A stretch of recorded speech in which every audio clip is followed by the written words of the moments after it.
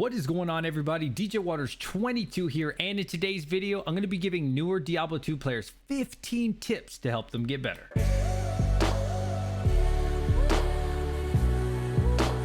Okay, so some of you might be wondering, why in the world would you be doing a tips for noobs video in 2021? You'd be surprised how many people are coming back to Diablo 2 recently because of this remastered, because of Resurrected. Fair warning, if you're a veteran of Diablo 2, this video is probably not going to be for you. You can see here, if you go over to Reddit for the Diablo page, there's so many people asking questions about Diablo 2. For example, 4 hours ago, someone posted, "Will I lose the Haragic Cube if I join the pieces of the staff?" Another quick example posted just 7 hours ago, Diablo 2, getting back into Diablo 2 PC gaming after 19 years of console. Where to start? Not to mention all the daily questions I get between my Discord, when I live stream, when I'm on YouTube, with all the hundreds of videos. There's always someone out there wondering, how do you build a character? What's the best thing to do? Before we get into the video though, I would appreciate an early thumbs up and consider subscribing to the channel. And that's going to lead us into our first tip. So you just created your first character, you're level 1. You always have this shield. Now as a new player, you're probably assuming that a shield's pretty good. Honestly, you want to drop that bad boy. The beginning shield is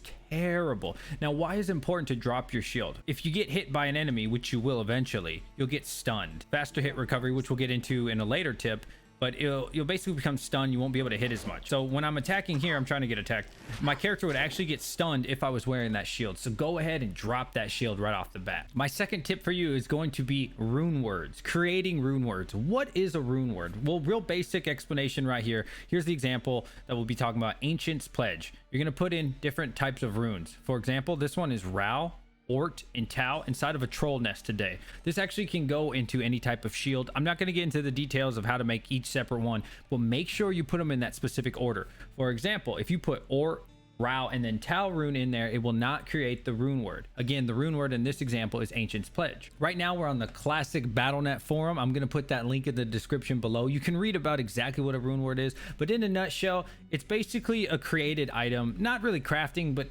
kind of crafting in a way, and it really helps you early on in the game, mid through the game, and even late game. There's a lot of rune words that everybody's going to want. And in the second link that I'll provide, this is from the Diablo wiki, it's going to list every single rune word that's in the game right here. Again, Ancient's Pledge, Beast, Black, Bone. It's going to tell you what level is required. This one's 47, this one's 63, 21. But what you're going to want to do, especially early on, is try to make some of the easier rune words. At level 17, you can create one of the easiest rune words to make in the game, and one of the best in the early game, called Stealth. This is simply a Tau and an Eth rune and a 2 open socketed armor. Now, something I didn't mention earlier, it needs to be a white item, a non-magical, a non-rare, and obviously not a unique item. So a white chest that's 2 open socketed, that means it doesn't have any blue in the name. So when it says sacred armor, which you're not going to find that early in the game, but whatever you find, whatever type of armor, needs to be 2 open socketed in white letters. What this is going to do is going to give you 25% faster run walk,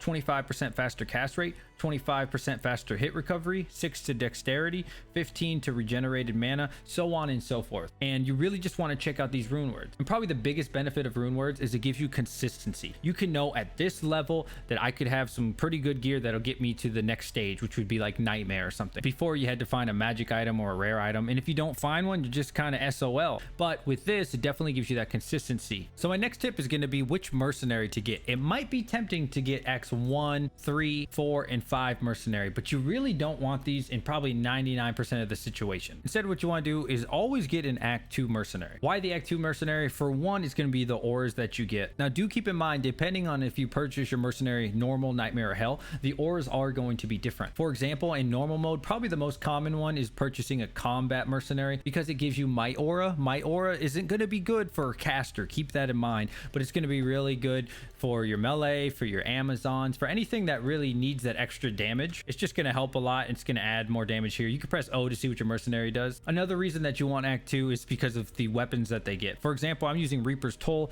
You don't really need to worry about that too much, but just know the weapons are going to be a lot better for Act 2. When you get to Nightmare, it's going to be a little bit different. You want to buy a defensive mercenary. Why do you want to buy a defensive mercenary? Because you get Holy Freeze. So what happens with Holy Freeze is when the enemies get close to him, your mercenary slows them down significantly. You'll see them turn blue, and it'll just really really help you survive. My next tip for you is resistances. Watch your resistances. These are so important. So if you hit A, you'll be able to see your fire, cold, lightning, and poison. Currently, I'm in normal mode, so it is maxed out. But keep in mind, you could be maxed out on normal, and by the time you get to nightmare, it'll go down to, I don't know, -20 or something. The most important resistance, in my personal opinion, are fire and lightning. These two you have to have up there. It doesn't have to be maxed, but if you don't have at least like 40 or minimum of like 30, you're gonna have a really difficult time. Closer to 75, which is the max, the better, but definitely fire and lightning are very important. Cold is important as well. You don't ever want to be frozen. That always sucks, and it just slows you down in general. But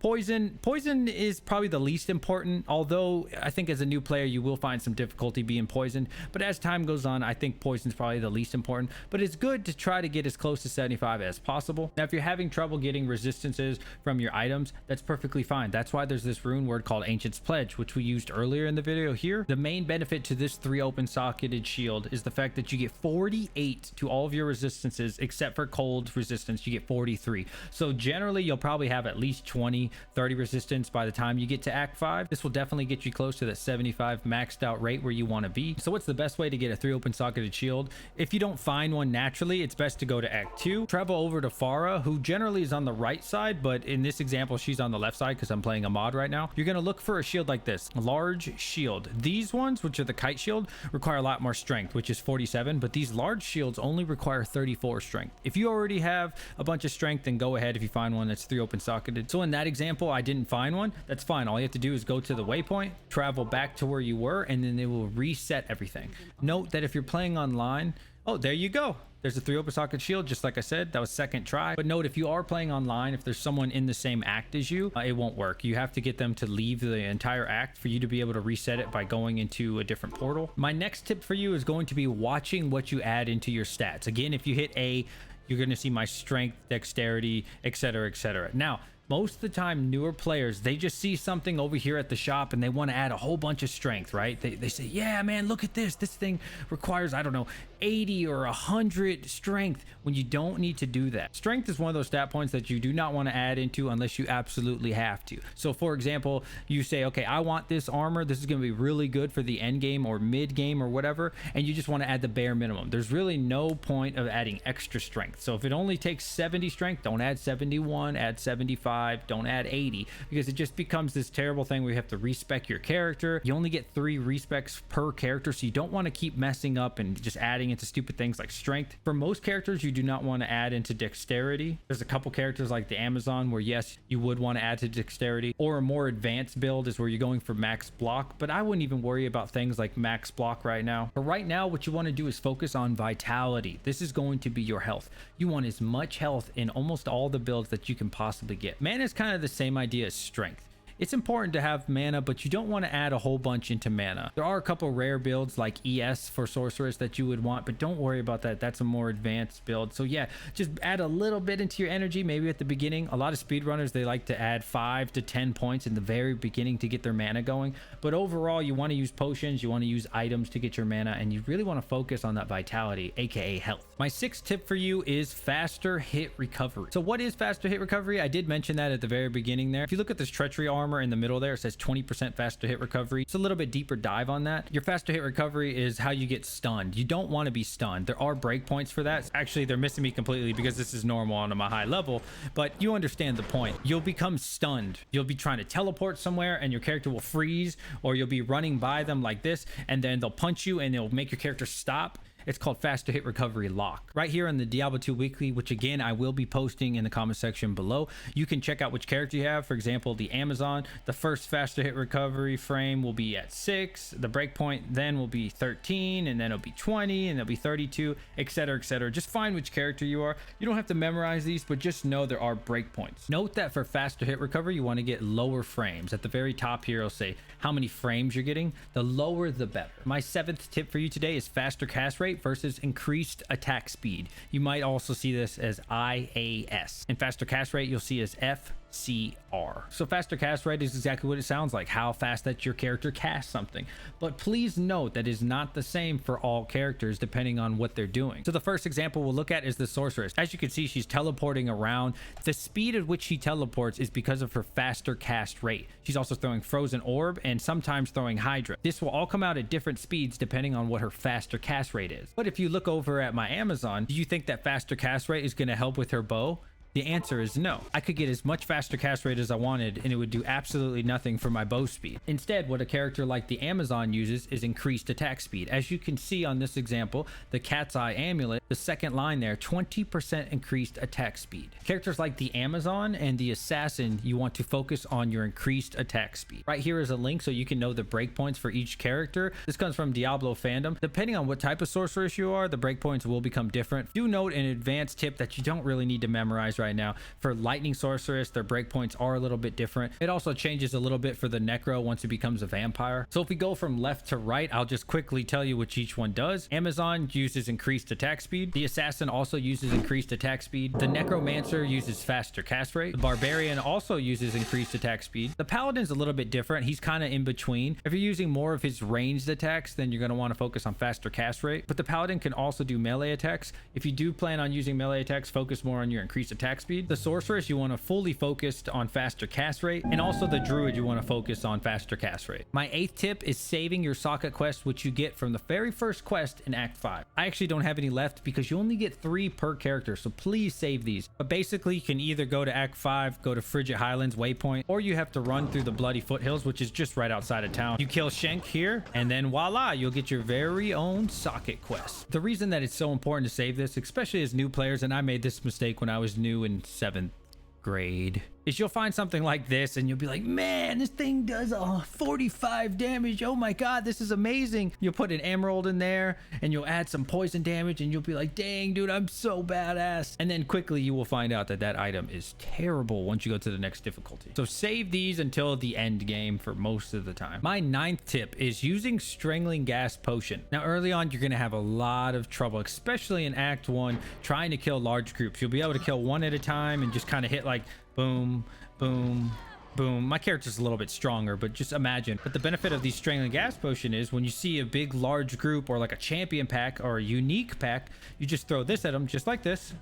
They'll run over it, and as you can see, they take so much damage. If you combine that with the attack that you're doing, everything will just roll over in the Act 1. My 10th tip for you is gold. It's actually not as important as you might be thinking. I know in most games, gold is really the currency that you want, but there's really not much purpose to gold in Diablo 2, especially later in the game. Gold kind of becomes meaningless. Yes, you can buy your mercenary with it. Yes, you need it for health potions and such, but overall, gold is not as important as you might be thinking. Honestly, probably the only good thing about gold is you can gamble. So you see this is 447,000 gold. This is actually a lot. You could take a roll.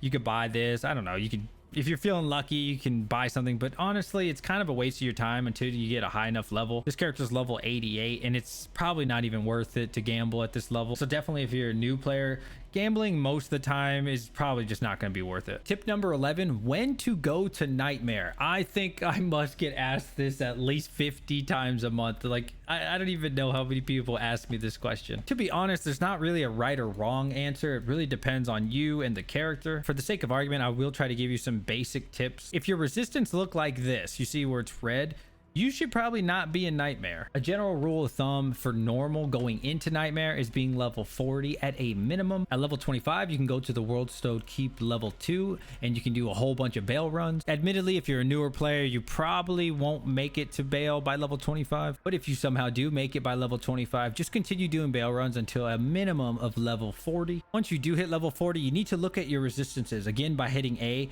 If they're maxed, awesome. Using that Ancient's Pledge shield will put you through the roof. But if they're maxed, fantastic. If they're not, then you need to wait. If they're like 50, 49, that's actually not too bad. I would say at the very, very minimum, 30 to all of them.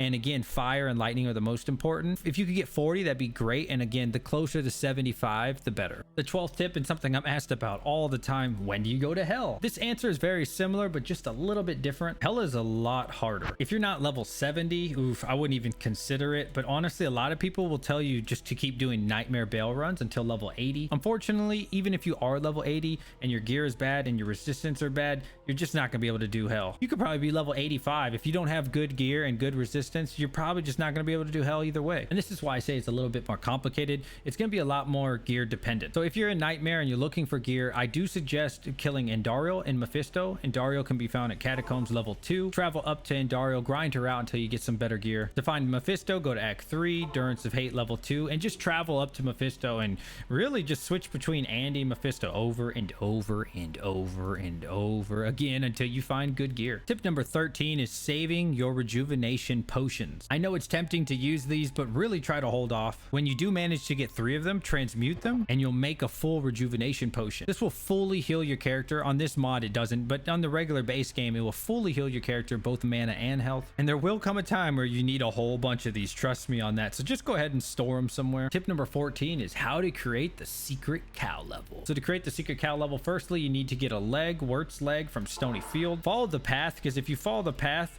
eventually you'll see Tristram. There it is. Travel inside Tristram, run past Deckard Cain. You had to save him, I believe, on the 3rd quest. Click over here on Wirt's body. He'll then drop you his leg. Take Wirt's leg plus a Tome of Town Portal, transmute the 2, and voila, you have just created the secret cow level. This is like seriously the greatest feeling, and I'm over leveled, but I don't care. Bo, bo, bo, bo, bo, bo, bo.